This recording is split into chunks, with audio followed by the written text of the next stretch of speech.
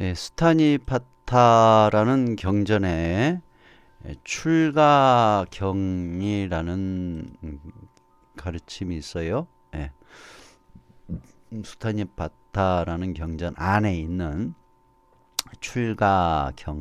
출가라는 가르침, 그 내용을 잠깐 소개해 드리도록 하겠습니다.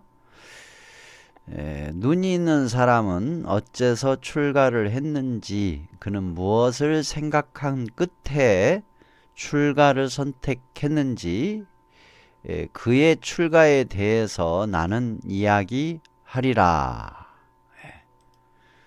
그러니까 눈이 있는 사람은 어째서 출가를 했는지, 눈이 있는 사람, 눈 떴다는 얘기죠.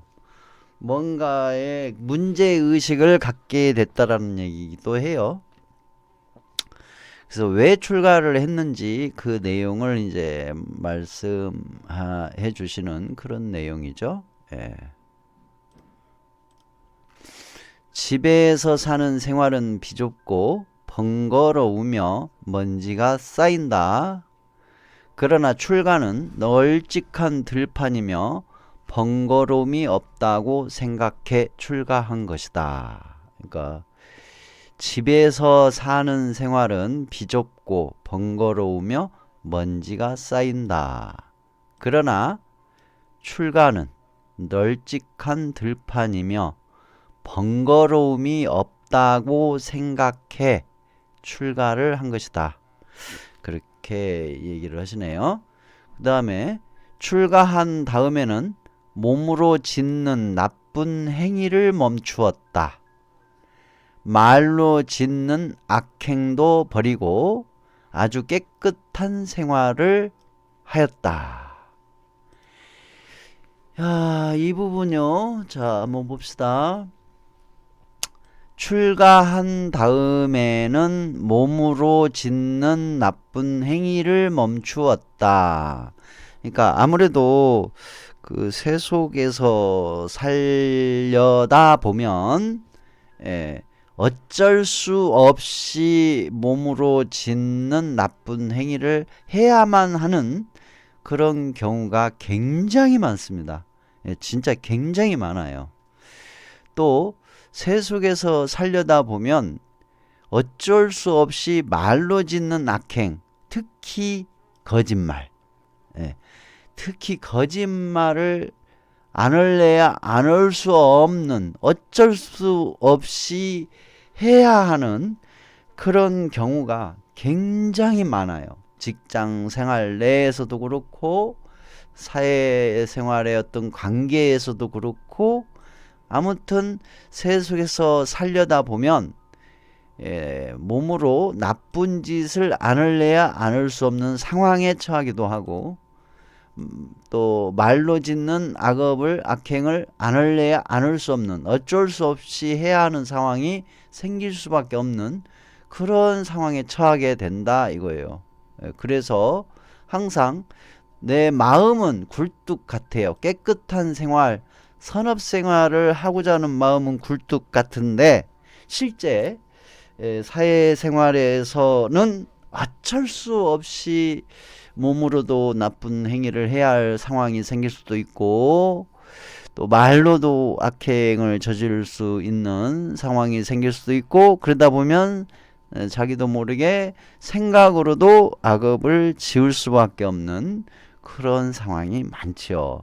제가 여러분들하고 상담하고 대화하는 내용 중에서 제일 어렵고 안타깝고 또 때로는 난감한 그러한 대화가 뭐냐면, 여러분이 사회생활 하시면서 또 직장 생활을 하시면서 직장 상사가 나쁜 행위를 시키는 경우, 그거를 거절할 수 없는 상황에서 시키면 안 할래야 안 할 수가 없어서 그것이 고민이다라고 저에게 하소연을 하거나 어떻게 처신을 해야 하는지 질문했을 때, 과거에 저도 직장 생활 해왔던 그 경험을 바탕으로 보면 정말 난감한 상황이라는 입장, 그것을 제가 충분히 알거든요.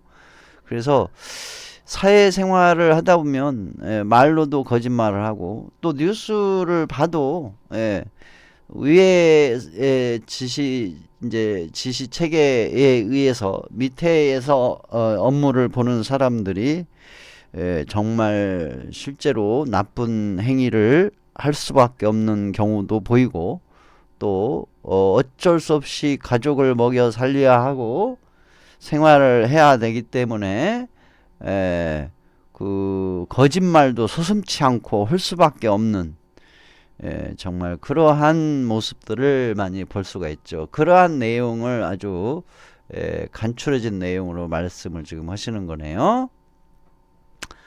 그리고 눈뜬 사람은 마가다국의 서울 산으로 둘러싸인 왕사성으로 갔다.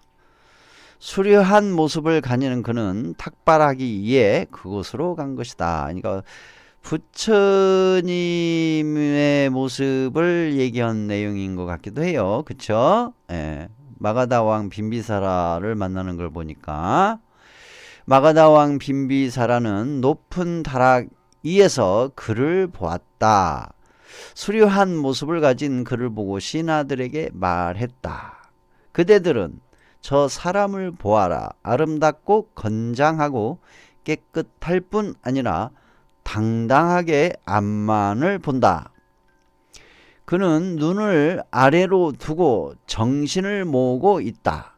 저 사람은 천한 집 출신이 아닌 것 같다. 그대들이여 뛰어가 그를 따르라. 저 수행자는 어디로 가는가?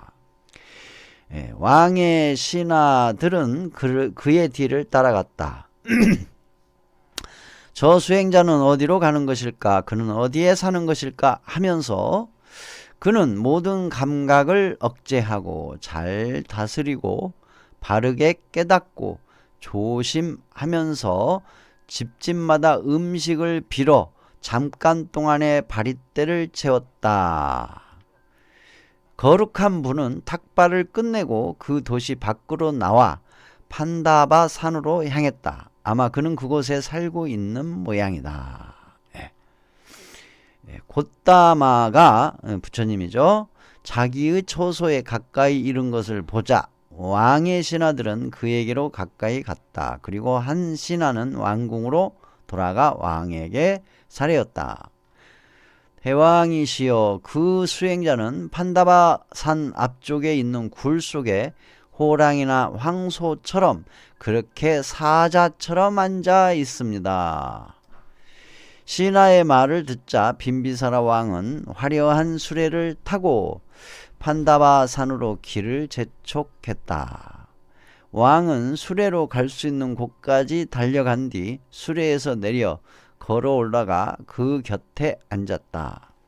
왕은 기뻐하면서 인사를 나눈 후 이렇게 말했다. 당신은 젊음이 넘치는 인생의 봄입니다. 용모도 수려한 것으로 보아 귀한 왕족 태생인 것 같습니다. 코끼리 떼를 앞세운 날쌘 군대를 당신께 선물로 드리겠으니 그것을 받아주십시오. 나는 당신의 태생을 알고 싶으니 말해 주시겠습니까? 왕이여, 저쪽 히말라야 기슭에 한 정직한 민족이 있습니다. 예전부터 코살라국의 주민으로 부와 용기를 갖추고 있습니다. 성은 태양의 후예라고 하고 종족은 석가족이라 합니다. 왕이여, 나는 그런 집에서 출가했습니다. 욕망을 채우기 위해서가 아닙니다. 모든 욕망에는 근심이 있고, 그러니까 출가한 이유를 지금 얘기하는 거예요. 모든 욕망에는 근심이 있고, 모든 욕망에는 근심이 있고, 출가는 평화롭다는 것을 알아 힘써 정진합니다. 내 마음은 이것을 즐기고 있습니다. 이 내용이 부처님의 출가의 이유에 대해서 얘기를 하고 있는 그런 내용입니다. 참고하시기 바랍니다. 수타니파타의 출가에 대한 경입니다. 출가에 대한 경. 예. 타니파타 큰 장 출가의 경 참고하시기 바랍니다.